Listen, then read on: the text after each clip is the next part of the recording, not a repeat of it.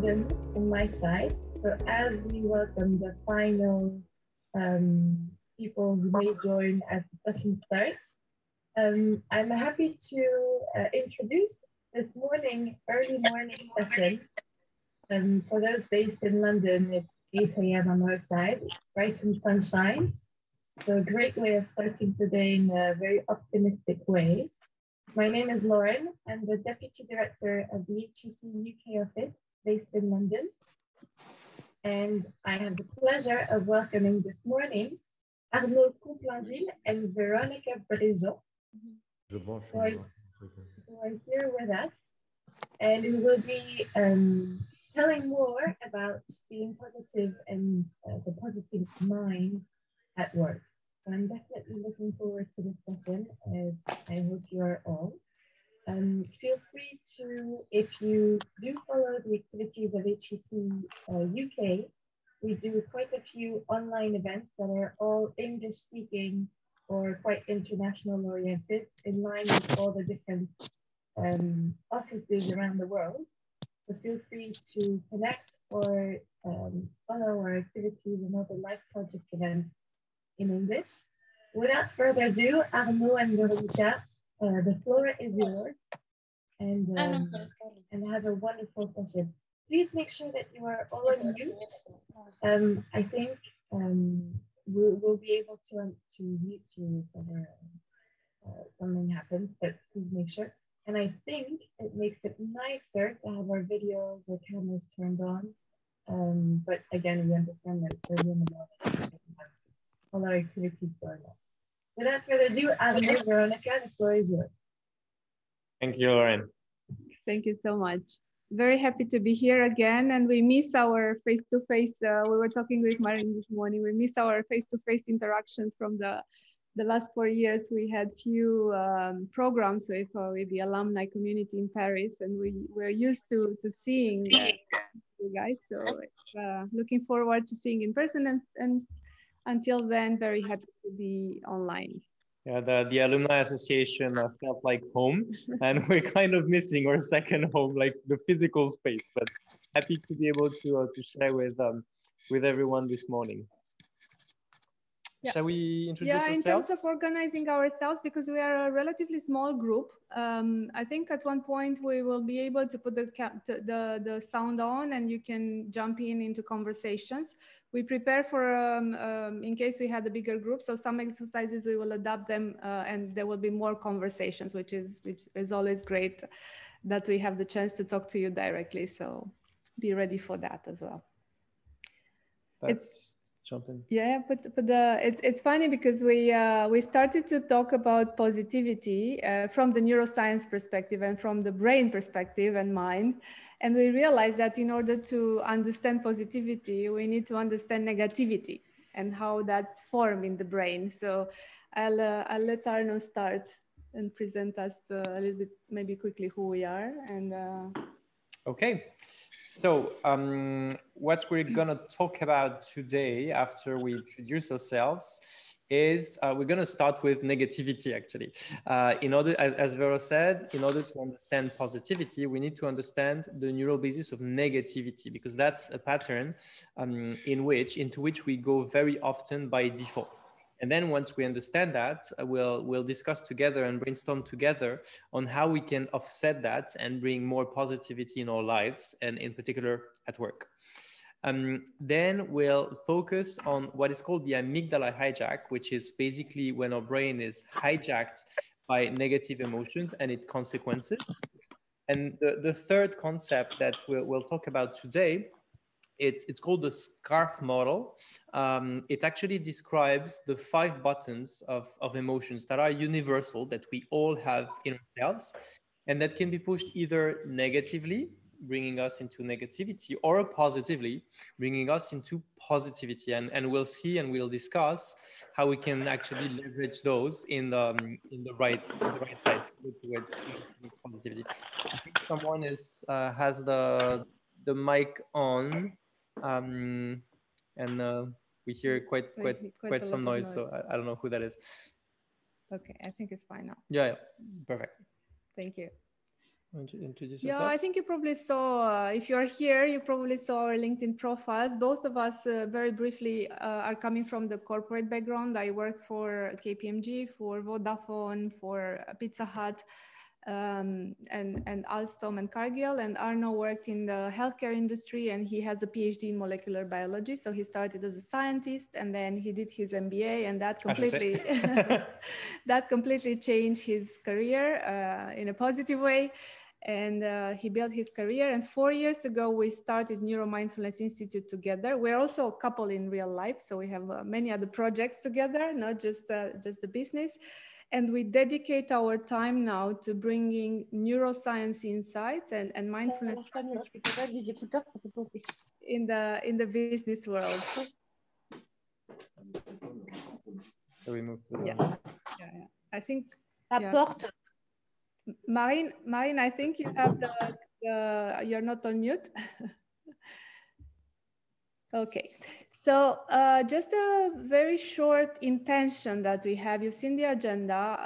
When we learn something, or when we want to change something, or when we want to implement something, there are like 3 big steps. The first one is the understanding, the cognitive part, understanding the brain part, we call it. Then it's behavior, and then eventually being. It becomes part of our being. And the easy way to make the comparison is the driving, right? When we learn about driving, we first read about it, then we practice, and it's very difficult. And then it becomes part of our way of being. It's so easy to do it than, we don't think about it. We can listen to a podcast or do other things with our mind while driving.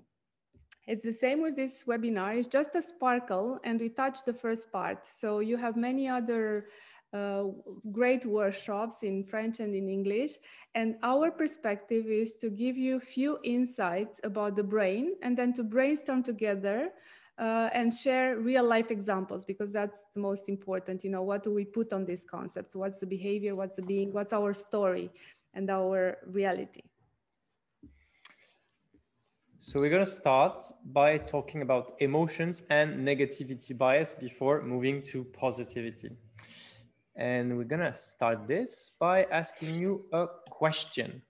Last week has been quite messy. In France, at least, we had the announcement of another lockdown, and I think it's quite messy all around the world.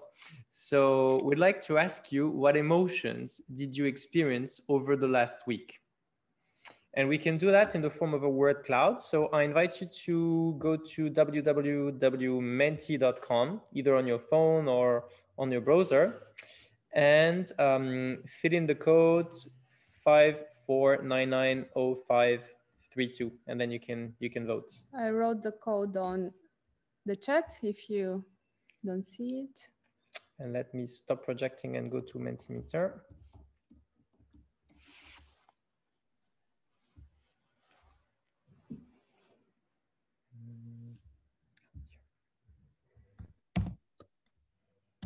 What emotions did you experience over the last week? Great. We start with positivity. Everything is welcome here. Let's see what's dominant.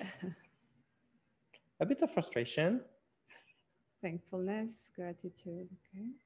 Fatigue.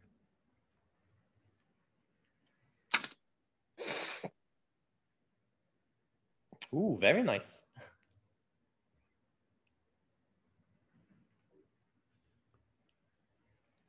We'll share a little bit after about the journey, because we do this exercise for 12 months now when we work with leaders, how the roller coaster of emotions is evolving. Happiness, thankfulness, frustration as top 3.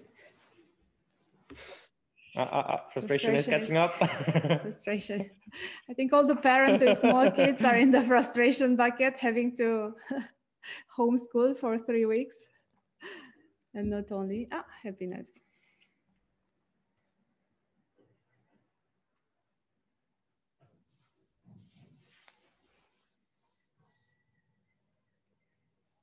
Relief. Exhaustion is catching up.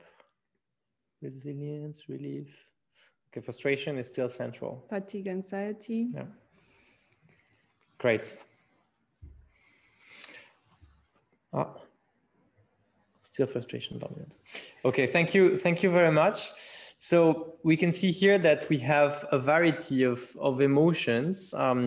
It's actually quite good because there seems to be a balance in this group between positive and negative emotions. But we see that we experience a spectrum of emotions, some negative, some positive, and they tend to coexist. So let's have a look at what's happening. Yeah, maybe before we start, just to give you our perspective, is we don't promote positivity at all costs. The research shows that all the emotions have their role. So it's important to acknowledge first that, you know, within a week, within a day, we experience both, and that's okay. So Arnaud, I'll hand over to you to tell us what's happening in the brain when we experience those emotions. Yep. So let me introduce an important character in the brain called the amygdala.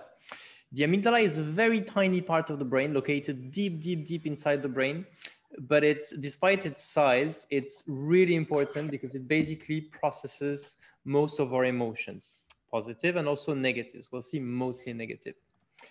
So we'll see that character again a little bit later on, but the next concept I would like to talk about is what are emotions. So there's a lot of discussion on that. There are a lot of models, lots of attempts to classify emotions.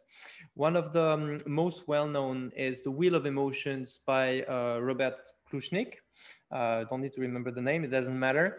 What this says is that there are, of course, a number of emotions, but we basically have 8 primary emotions, a bit like the primary colors, if you want. We have joy, sadness, anger, fear, trust, disgust, surprise, anticipation. And then you have a combination of those 8 primary emotions. You have different degrees of intensity of those emotions. Well, what's actually interesting in that theory, again, there are other theories that have a different view, but in this theory, what it says is that each of these 8 basic emotions exists because they have an adaptive role, meaning that they help us to survive.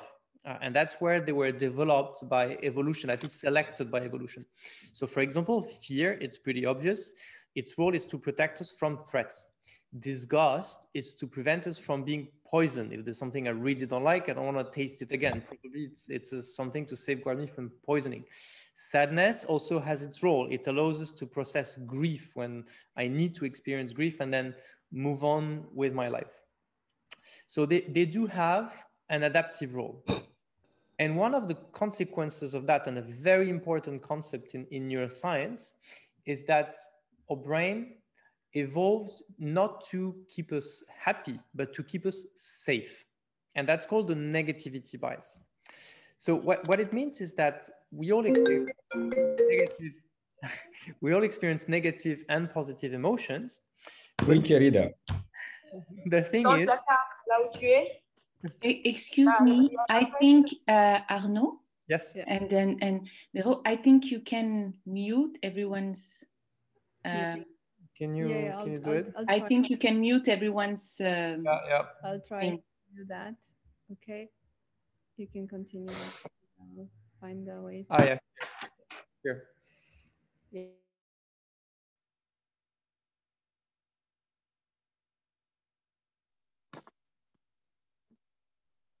I think you muted yourself now. Yeah. You muted yourself, okay. not us. Thanks. I was muted by Vero, but I got back in power. Okay, it's a powerful tool for women to be able to.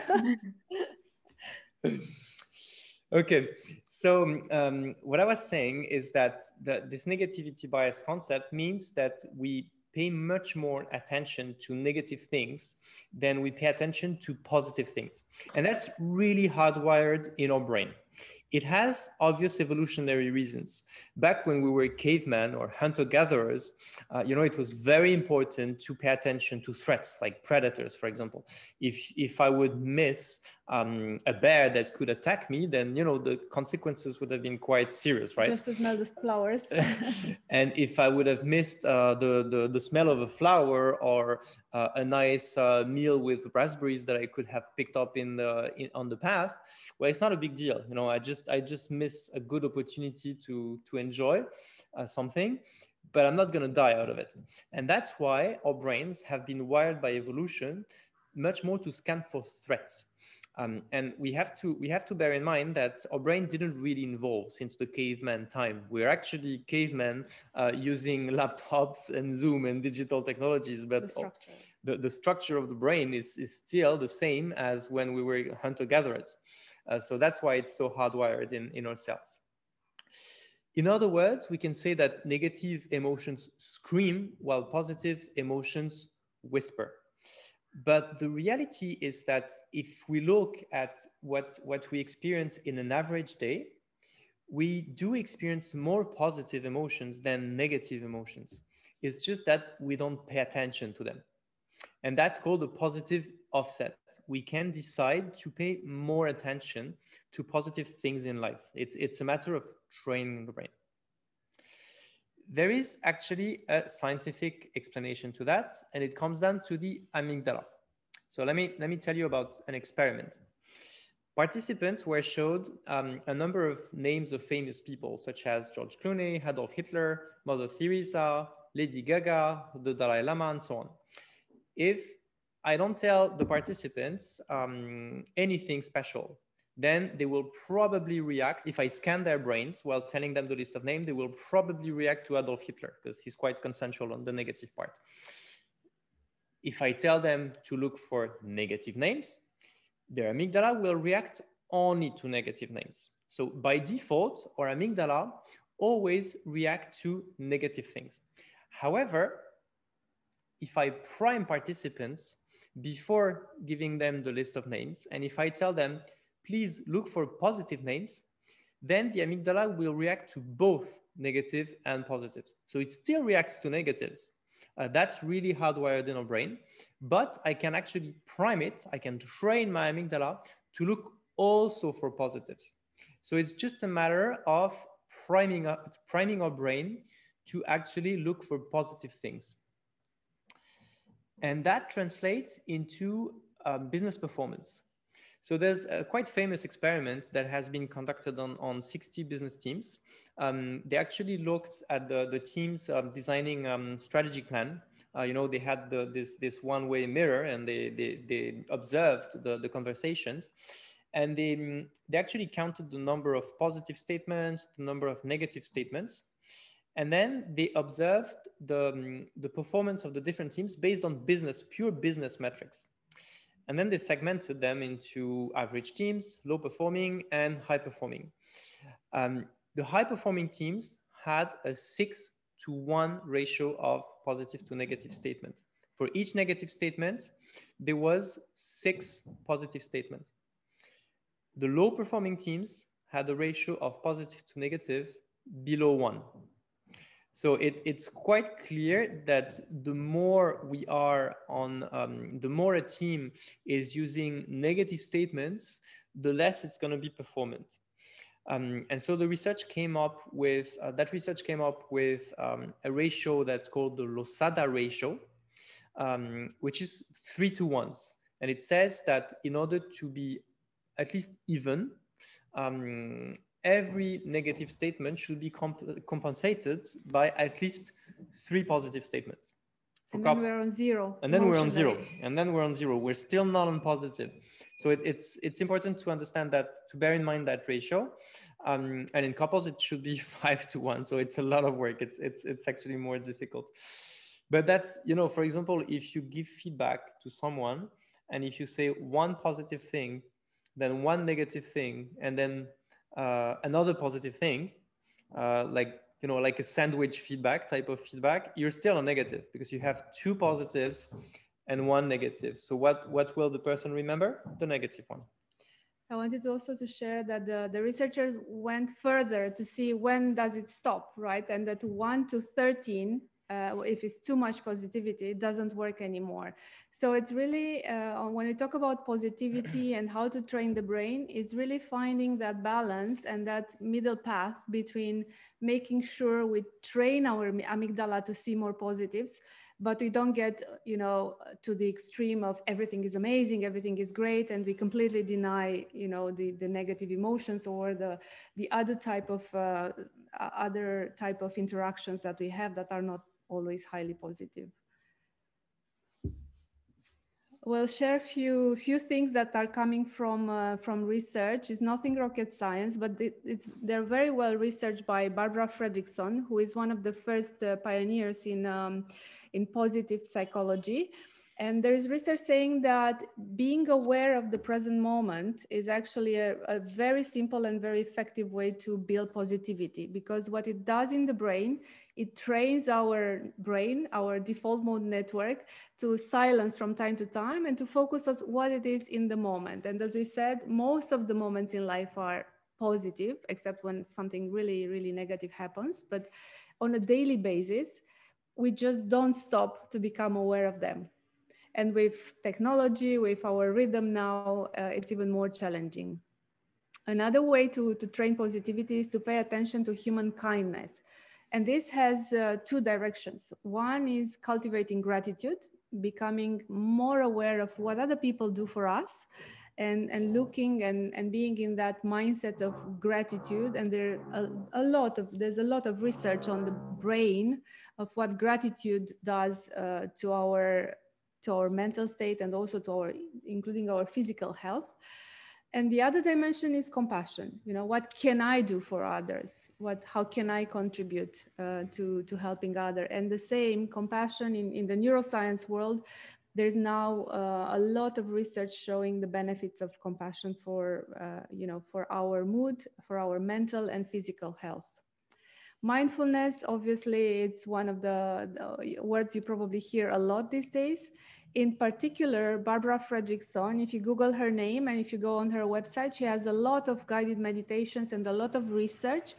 In particular, loving kindness meditation was very well researched, and she shows the effects on the positivity, on bringing positivity if you do want to try and practice mindfulness. A very easy one, and in London and in Paris it's sunny today, so going outside in good weather has if you do it for a minimum 30 minutes, you will see a significant improvement in the mood, no matter how upset we are or what's happening in our world. Going out in the sun, having a walk, it's always a good idea to shift the energy and to shift the mood. And the very important one that I don't know if you learn in your family or at school, I didn't, it's rearranging your life around the strengths. A lot of the corporate processes are built to give feedback on what you should improve, for example. A lot in the school is, to give you feedback and to give you grades, to show you what's the ideal, but very little has been done in the last 50 years. It's more of a recent trend to teach us about our strengths and finding a job that corresponds to our strengths, emphasizing the strengths that we have and using that much more and building on that. So that's another way to build positivity at work. And we want to open, because these are just few ideas, and we want to open to discussion, maybe to write on the chat, what do you do to build positivity at work? And now work is at home for most of us. So what do you do to build positivity at work and at home? Because it's quite often the same space. Should I stop sharing? Yeah, you can stop sharing. And if you can write on the chat, what's your secret recipe to build positivity? Oh, we missed some juicy stuff on the chat. I call it crisis cooling. Crisis cooling. Say thank you to people, plan time for informal moments, celebrate success, exercise. Yeah. Smile as often benefits as I can. Yeah, mirror neurons. If you smile, the chances that others around you smile are high. Sorry, let me deal with the light. Physical activity, going to sleep early, gratitude journal, meditation. Wow, a lot. Enjoy my children. Exercise. Remind myself how lucky I am. So gratitude. Kindness, not weakness. Enjoy the sunlight. Getting away from my desk at lunch. Yeah, very good. Tell jokes. Connect with family and friends. Connected.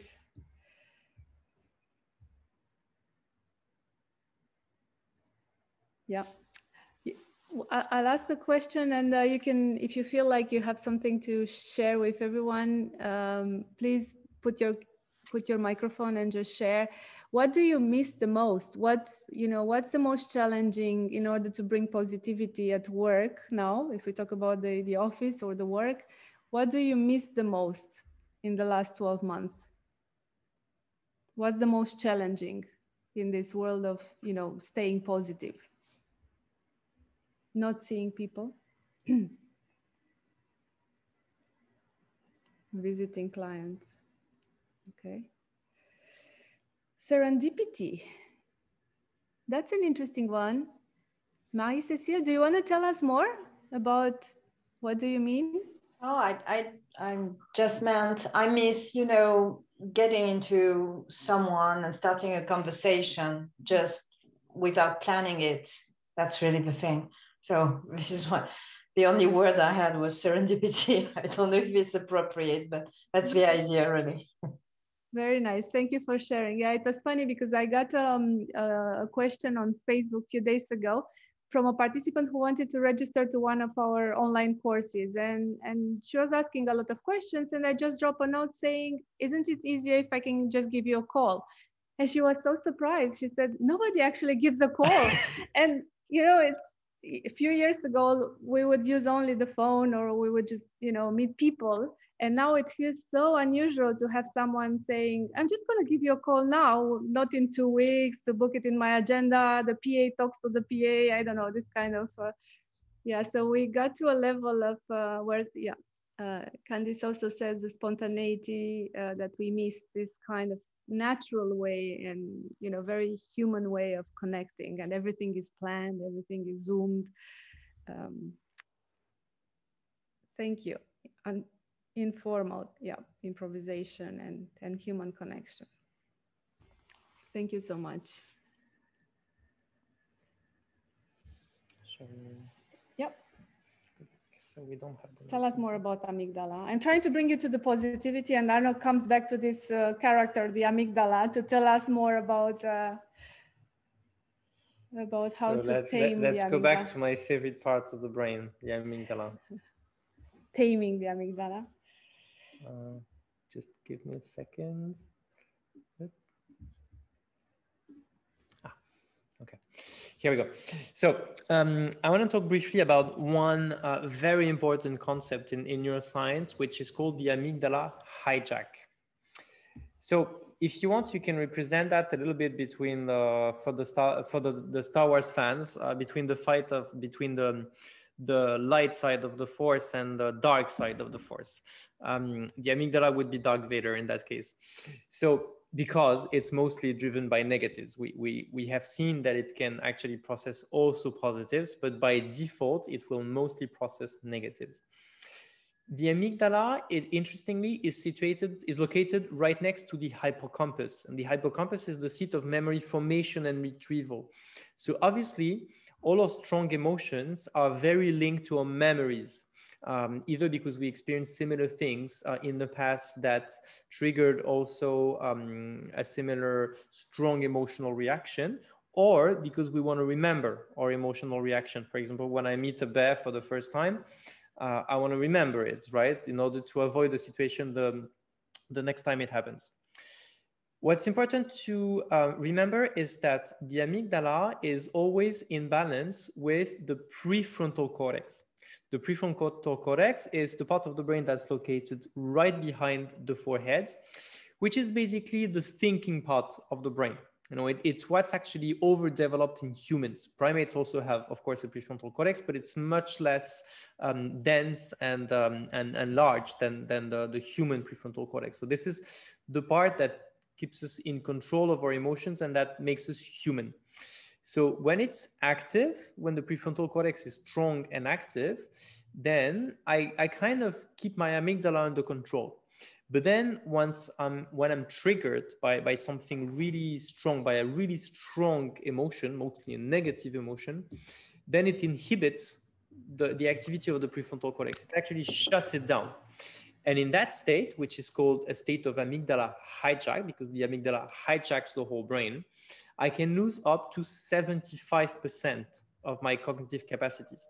So obviously, it's not the state in which I want to take smart decisions, important decisions. Now, when the amygdala is activated, when the amygdala is overreactive in a state of amygdala hijack, I'd say, this triggers one of the three defense reactions. And we have three defense reactions that are quite well known. One is fight, the second one is flight, and the third one is freeze. So they do express in different ways, and you can actually observe, whenever you see a colleague that's obviously in a state of amygdala hijack because he or she was triggered by something, you can observe his or her reactions and kind of guess in which of these three states he is. So if he's in a fight mode, for example, he's going to tend to be more hyperactive to cope with the situation, and he's going to have feelings of anger and frustration. In the flight mode, it's a bit similar, but it's focused on running away from the threat, escaping the threat. So that's more caught in an anxiety spiral, focusing on worries type of thing. But it's also, in both cases, we have an increase in heart rate, muscle tone, energy consumption. Basically, our body prepares either to fight against the bear if we think we have a chance, or to run away fast. In both cases, we need to mobilize our energy. Then the third state, which is very different, and you can observe it from time to time, it's the freeze state. Usually people go in freeze mode when they feel that there's no escape from the situation and it's kind of desperate situation. So that translates by a very strong lack of motivation, a feeling of helplessness, depression.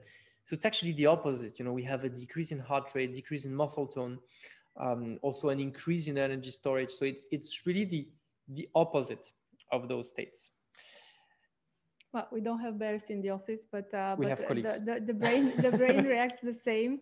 And I just wanted to share that because freeze seems like something that we don't experience and is more common than we think. I worked recently before the pandemic with a leader who was in freeze mode when having to speak on the stage or in front of a big audience. So she was literally freezing, unable to, and then, okay, she worked with a coach and she worked with understanding from where this is coming.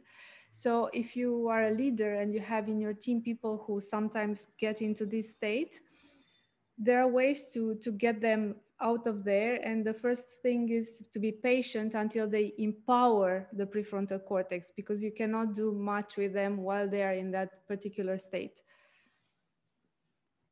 So let me explain you briefly. I hope I don't scare you too much with anatomical details, but I want to explain you how this is happening in the body. So the nervous system is composed of two things: the brain, which is also called the central nervous system, and the autonomous nervous system, or also peripheral nervous system. So basically, the autonomous nervous system is what connects the brain with the body. And we have two sides: the parasympathetic and the sympathetic one. Sympathetic sounds nice, but it's actually the nasty one. It's actually the one that triggers the stress response, the fight or flight response. And the parasympathetic one is the one that triggers the calming response. So I won't spend too much on this because I don't want to scare you too much with anatomical stuff. But the reason why I'm mentioning that is to introduce what is called the polyvagal theory. So the polyvagal theory was designed by a guy called Stephen Porges, who has brilliant books. And it basically says that we have 3 or 4 states in the autonomous nervous system that actually govern a lot of our lives. So in the middle, we see the fight or flight state, which is driven by the sympathetic branch of the autonomous nervous system. So it's pretty similar. Fight or flight, in all cases, will have an increase in heart rate, muscle tone, and so on. Then on top, we have the freeze state. And that's when we basically can't do anything. It's a very ancestral defense reaction. For example, you can see that in lizards. You know, lizards, when they are threatened by a predator, they will pretend to be dead. And that's the freeze response, you know, and then the predator might lose interest when he sees that the lizard is dead. It's a very, very ancestral defense reaction, and it's very hard to get out of a freeze reaction. And on the opposite end of the spectrum, that's what I want to stress out, is the calming response, but also the social engagement response. So that's driven by a nerve called the vagus nerve, which is the main part of the parasympathetic system. But what I want to say is that it's the same state for both the calming response, which is actually the opposite of fight or flight, and also social engagement. So the reason why I wanted to mention that theory today is that whenever we are in a state of fight or flight or in a state of freeze, it's virtually impossible to experience some social connection. They are really inhibiting one another. So I really cannot connect with other people whenever I'm in one of the three defensive states. It's a bit like in the plane. Put your mask first, be well first before connecting with others. Yeah. Another way to look at that is to look at hormones. And there's a very important hormone, which is called oxytocin. It's called the hormone of trust. You know, it's a hormone that we secrete whenever we experience positive human connection, not only romantic relationships or mother to child relationship as well. It's where it's been discovered, but we actually produce oxytocin every time we have a nice chat with a friend. You know, it's really what makes us trust other people. It does two things. It reduces the social anxiety that we have around other people, and which is a normal reaction. And it also improves collaboration. That translates into trust, generosity, empathy, and morality. And guess what? Oxytocin has two big enemies in the workspace. Those two enemies are called power and stress. Whenever someone is in the center of attention and experiences a sense of power, he or she will produce a lot of testosterone. Of course, men tend to produce more testosterone than women, but women can also produce testosterone if they are at the center of attention and experience a feeling of power. And when we're stressed, we produce a stress hormone called cortisol. That is for chronic stress, when we're stressed for long periods of time. Both testosterone and cortisol are very strong inhibitors of oxytocin. So whenever we are in a work environment where there's a high level of stress that's contagious, and when there are power plays as well, it's almost impossible to build trust and human connection in that context for just simply biological reasons. So that's what I wanted to say on amygdala hijack and its consequences. Basically, the takeaway is that the more we resort to negativity, the more we go on the negativity side, the less we will be performant from a cognitive standpoint. Remember, in amygdala hijack, we lose 75% of our cognitive capacity. And also, this will be very detrimental to human relationships, because in those defense states, it's almost impossible to build positive human connection and then trust other people. Let me introduce something so we can move to an exercise to make it more lively. And yeah, I want to introduce, for the purpose of an exercise, a very powerful model that's called 5 buttons of emotions. So there is if you are passionate about neuroscience and you want to learn more about positivity and how the brain reacts to positive and negative, I recommend you to check the David Rock's work from Neuro Leadership Institute. So he came up with this research saying that we all, human beings, we all have in our brain, in our amygdala, 5 buttons of emotions. And those buttons, if they're pressed in a positive way or in a negative way, will kind of push us into a certain state and generate a certain reaction. So those buttons are status, certainty, autonomy, relatedness, and fairness. If we push these buttons in a negative way, then the tendency is to go into fight, flight, or freeze. So to go away, our body is generating cortisol, adrenaline, and we go into stress hormones. And then we tend to move away or to close ourselves from that conversation, from that situation. If we press them positively in us or in others, then it activates the reward response, the dopamine hormone, the serotonin. So then we want more of that. We are more inclined to stay in that situation, in that conversation. And I just want to say a few words about this 5, but I strongly recommend, there are a lot of resources about it, and it's a very, very important concept in leadership, because if you have a team, it's important to know that in each email, in each conversation, each interaction, you are pressing those buttons if you want or not. So maybe you want to choose how do you want to press them. So the status is it's a little bit self-explanatory. It's about the sense of importance relative to others. So for example, you know, when we give all those big titles in the corporate, my last role was Chief People Officer, Europe, you know, there was like one long line of titles. That's pressing the status. Those titles are created to increase, to press in a positive way, the status button. Sorry about the neighbors and the noise. The certainty, we want certainty. Our brain likes more certainty than uncertainty. So we have a need for clarity and the ability to make clear predictions about the future. And as a leader, especially these days, it's very difficult to help your team to press that button in a positive way, because all the news and everything that comes for about a year is uncertain.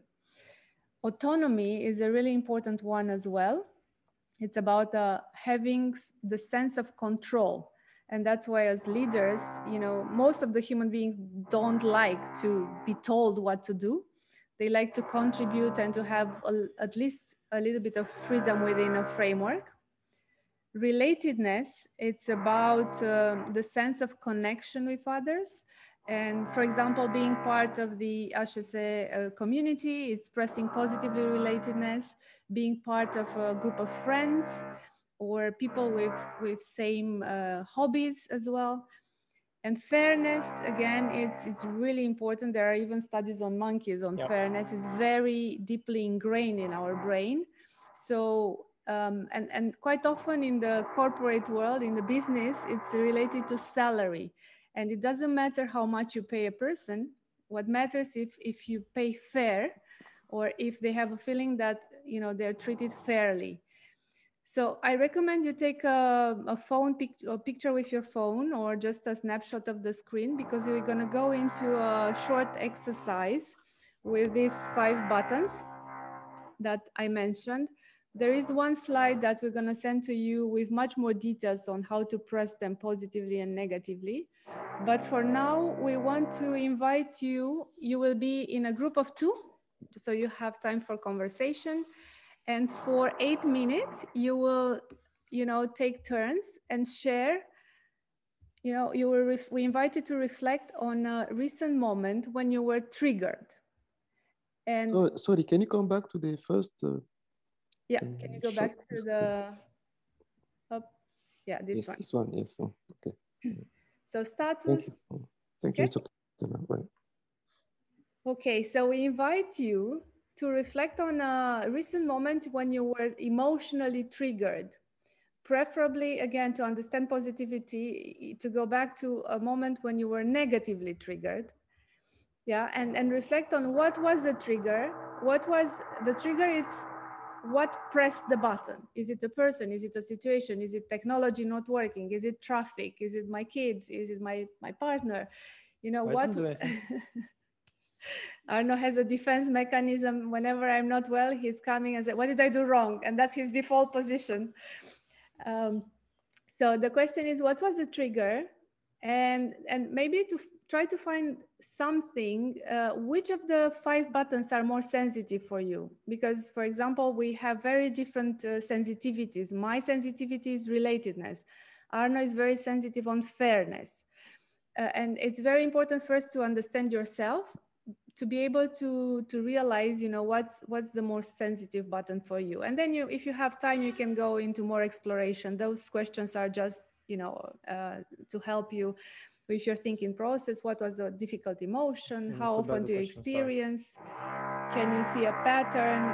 You'll probably not have time to do it now, but you can take it as a reflection exercise and go through the Really sorry about that. Go through the question. So for now, you have 4 minutes and 4 minutes to talk about your trigger, when you were emotionally triggered last time, and what button you have pressed. And Arnaud will split you in groups. I have to do a group of 3. You have to go, one group will be 3. We'll bring you back, forcefully bring you back with kindness in 8 minutes. Welcome back. Welcome back, and sorry to... Est-ce qu'on peut revenir à la petite salle où on était? On n'a pas fini. We liked it very much. C'était très bien. J'ai eu vraiment une partenaire magnifique. Voilà. Yeah, we're sorry about that. We didn't want to trigger you. 1 hour is very short. We usually like to do 1.5, but we're mindful of your time and you have many other events.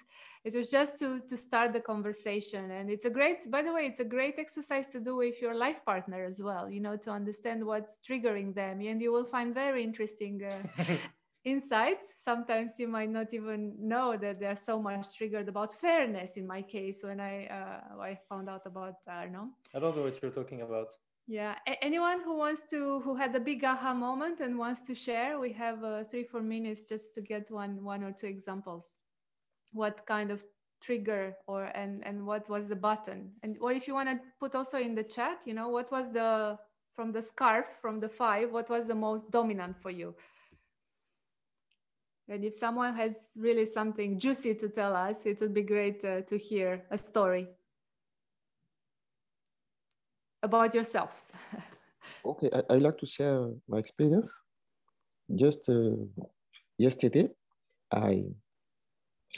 in fact, I applied for a position for which I was 100% that I meet the criteria for that position. And unfortunately, I was surprised. That was the trigger. I was surprised to receive an email saying that, no, you are not been selected. And for me, for the scarf, what do you call it? For the scarf button, I can say that it was the certainty that I can use the certainty button. And because it changed the plan that I have in at the beginning, so the plan changed at the last minute, and I can say that regarding the scarf button, it was moved in the bad way, or in the negative way, yes. And I cannot say that the emotion that I felt was disappointment and discouraged. I was very discouraged, and but I cannot say that I have a pattern because it doesn't happen most of the time. So that's it. Thank you so much. A really, really good example. And yeah, if there's no pattern, there's no pattern. Sometimes we tend to like the same negative emotion and we go on spiral. But in this particular case, sorry to hear about your experience. It's great that you narrow it down to certainty. And coming back to positivity at work and positivity, you know, one way to counteract is to reflect maybe today, you know, of 10 things that are certain in your life, you know, to bring it to the other extreme, to become aware, you know, of what is pushing your button in a positive way, and try to train your brain for a few days to look at those elements as well. I'm okay to share another feeling. When I use the status button, I was saying to Lorraine, who was my partner in the break room, I'm an entrepreneur in Tunisia. I run my own company. and I press the button status when I meet with a very low-level Tunisian bureaucrats who humiliate me, asking me crazy things at the level of a 5-year-old child. And so I react trying to defend and to protect my status of an entrepreneur who runs this company in front of this stupid, crazy, and bureaucrats. I'm pretty sure the negative emotion was anger, right? Yes, but I reacted in creating an alliance between lawyers, between accountants, between collaborators, to struggle against this oppressive behavior of bureaucrats. Yeah, thank you for sharing, Jean-François. It must not be easy, but you turn it into a positive fairness, trying to find a network of people to go together, which is a great example of doing something about it, not just being frustrated. Thank you so much for being with us today. Very happy, as always, to seeing HSC community and so many ideas. We're always sorry for not spending more time with you guys. And you want to say something? Yeah, just to conclude, thank you very much. It's been really, excuse me, I'm trying to project something. It's been a pleasure to discuss with you today. We're gonna send you the presentation. Sorry, you're gonna have a contact details. If you have any questions, want to discuss, please feel free to reach out. Absolutely no problem. I just want to mention that we have some online courses that are running. One is the Neuromindfulness Coach certification, and the other one is more focused on breathing. We have, if you're interested, we have a discount code for HSC alumni if you want to have a look at those. You have the links there, and if you're interested, you can reach out to any of us, and happy to have a call to tell you more about this, because we don't have time. With pleasure. Have a beautiful day. Have a positive, sunny day, and super. Thank you very much. Thank you very much. Enjoy the rest of the presentations. Thank you very much. Bye-bye. Take care. Thank you very much. Bye-bye. Thank you. Thank you. Bye. Bye-bye. Thank you very much. Thank you for what you've done. Thank you. Thank you. Thank you very much.